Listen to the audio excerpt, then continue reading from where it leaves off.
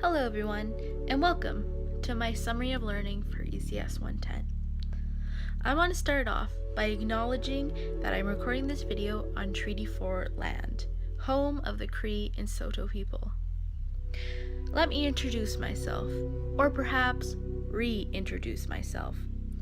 I am a white, straight, middle-class, able-bodied, cisgender female. Before I started ECS 110, I would have most likely told you that I was a dog lover, student, and actress.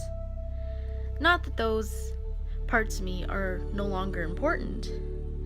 It's just when I started openly identifying myself through the critical lenses of race, sexuality, gender, class, and ability, that I began to see the privilege that I have and what I need to do in my classroom to ensure that all of my students are valued, represented, and supported.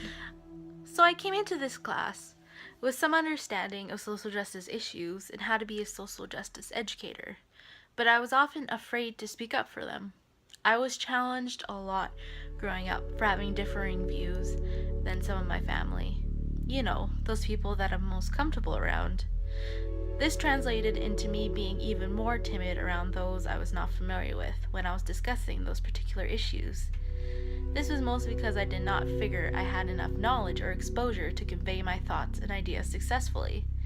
Throughout the progression of the course, I did become more confident about talking about those issues, thanks to course readings that challenged me to not only consider my own thoughts, but the thoughts of others as well. As an example, at the beginning of the course, when we looked at being Canadian, and more closely the Canada 150 celebrations, I learned that maybe Canada 150 is not as well as intended as it appears. Now I find myself immediately questioning any ads or events that are connected to Canada 150. The weekly online Zoom discussions were helpful for exchanging ideas and checking to see if we comprehended the concepts clearly. With white privilege and the other topics we addressed in this course, it can be easy to be misguided or perhaps even feel guilt as we realize the privilege we might or might not have. These meetings alongside the blog post and Google Plus community created an open community of learners where we freely challenged ourselves in our normative narratives. This was necessary for the courageous conversations that we had. One conversation in particular that I had with a classmate that was meaningful was in regards to our Mythbuster minutes.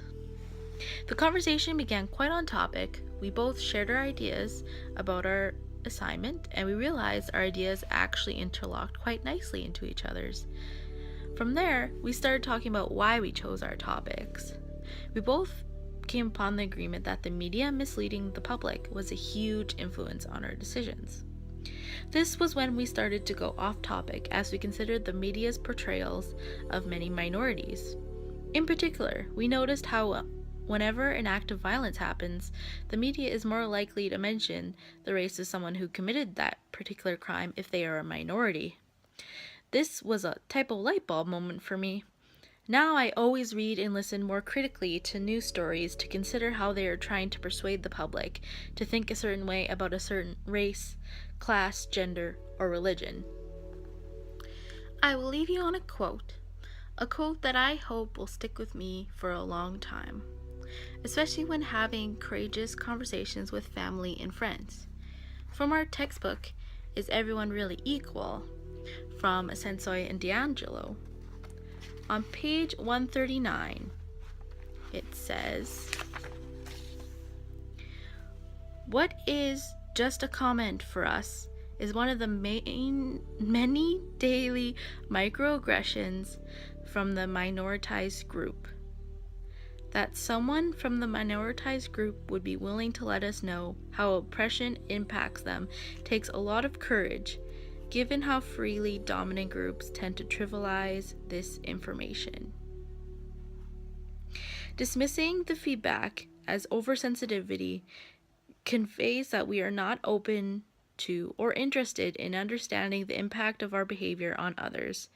A more constructive use of this feedback is to use it as an entry point to consider what understanding we are lacking.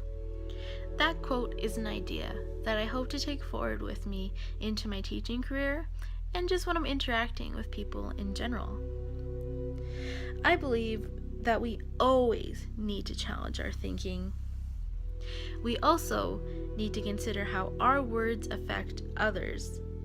Finally, but not least important, we need to realize how our thoughts and actions, even if it is a lack of action, either perpetuate or disrupt the stereotypes and societal norms. On that note, thank you for watching. May you keep disrupting common rebuttals and normative narratives. And most of all, have a great day.